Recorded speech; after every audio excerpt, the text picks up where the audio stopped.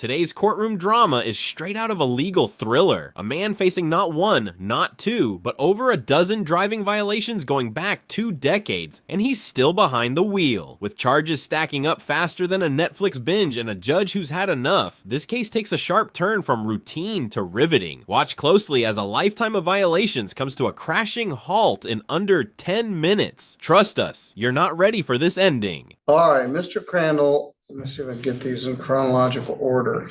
I got stopped for driving suspended, second offense, and filed 25791 ST on April 25th. On that same day, April 25th, he was charged with driving without any valid insurance and filed 25792. Then on April 13th, he was again charged driving without any insurance and driving with a suspended license. That's 25904 SM and 905 ST. Then, just for extra measure, he got a new charge of driving suspended on June 26th. And improper play of a registration plate.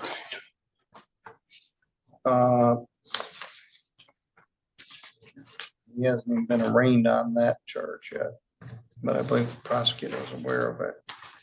So there's a package plea agreement. The defendant is going to plead to 1 count of driving suspended second offense. And that would be in file 25791 ST. And everything else would get dismissed. Is that your understanding, Mr. Gibson? Yes, Your Honor. I'm not sure if this new case was part of this. Were you aware of his June 26th case? Oh, he did, actually, he did, June 26th, you said? Yeah.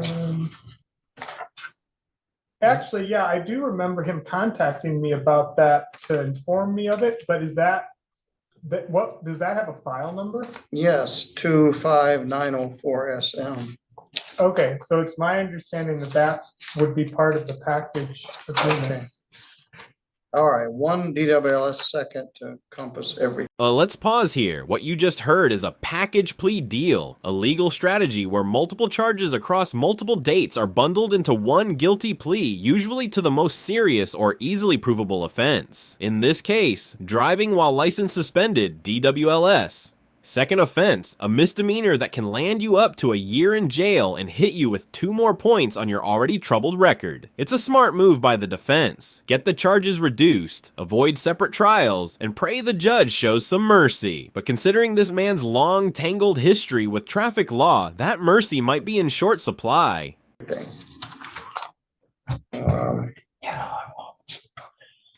about all of it? Okay.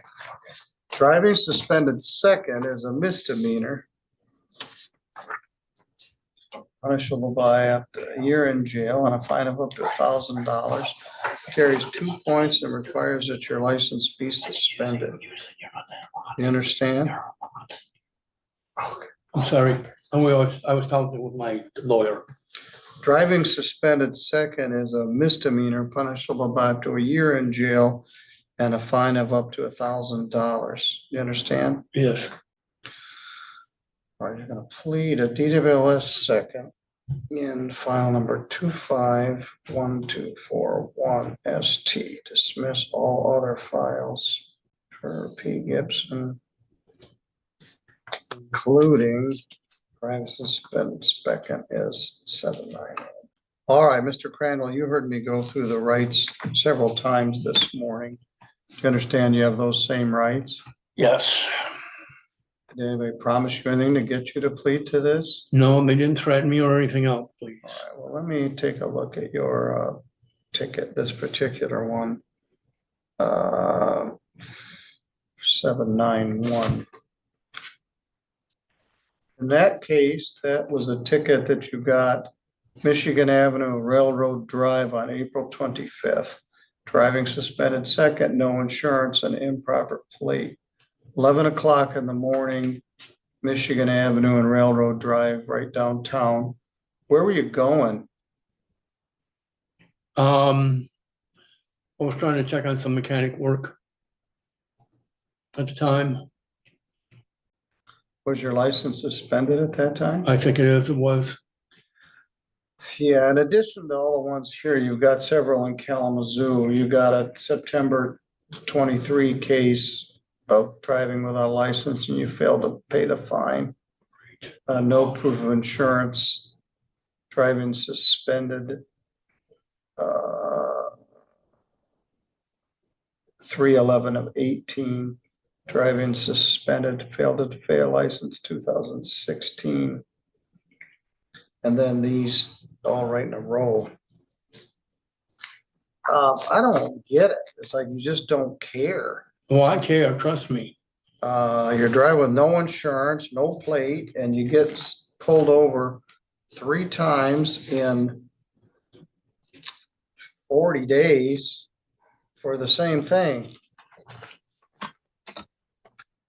I have no fines here in this court. I didn't see any in this thing. Let me look in here. You and I go back a long ways. 2001, driving expired. Proper plate. Do you know if the defendant has any alcohol related? No, I don't offenses? drink. Okay. No, I don't think there's driving suspended.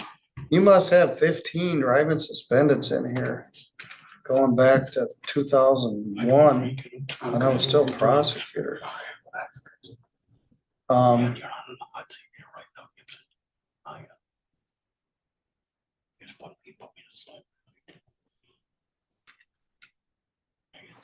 You got defaulted on the registration plate, but that's gonna be dismissed. I just don't get it. All right. Can I explain? Yes. My wife is dead. She's been dead for 10 years. I'm the only one where I'm at. Yes, and you told me that when I met you the last time. Yeah, yes, and it still goes. Yes. All right, well, I got that, no family.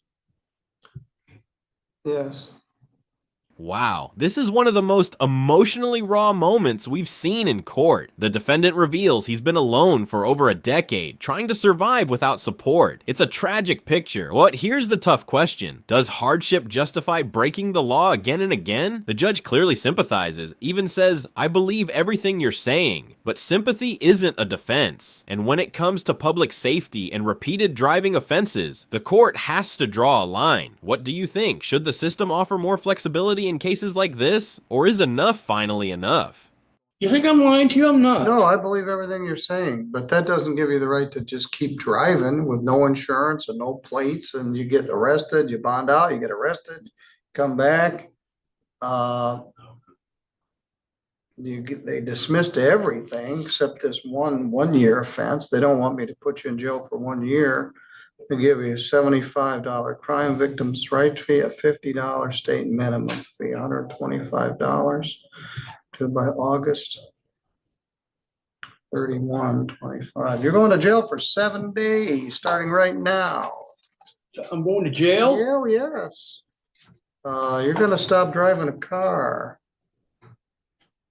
You owe me 125. You got unpaid tickets in Kalamazoo. You must have 12 prior driving suspended charges. You get 3 in 50 days. Yeah, it's time for jail. You've worked your way up this calendar to the top of the list. 7 days in jail, you'll get a day of good time. You owe me $125 when you get out. You can go with the court officer. Stand up, sir. Put your hands behind your I back. don't have money right now. You don't need any money right now. You just need to go to jail. Hands behind your back. And reach your hands further behind your back.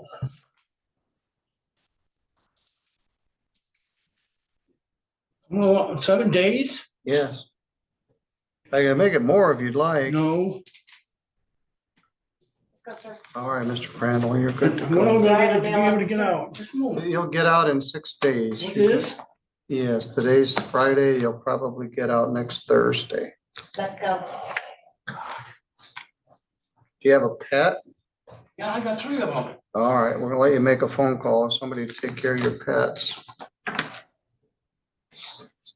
$5 by 8:30. In the end, justice was served, with compassion, but also a firm hand. The judge issued 7 days in jail, citing over 12 prior suspensions, including 3 offenses in just 50 days. The plea deal wiped the slate clean on the rest, but the message was clear. The road has run out. For viewers, this case is a stark reminder that repeated non-compliance catches up, no matter your intentions. It's a mix of real-life struggle, legal limits, and human accountability. If you found this case as shocking as we did, make sure to hit that like button, drop your thoughts in the comments, and subscribe for more jaw-dropping courtroom breakdowns. We've got more real justice, real drama, and real stories coming your way.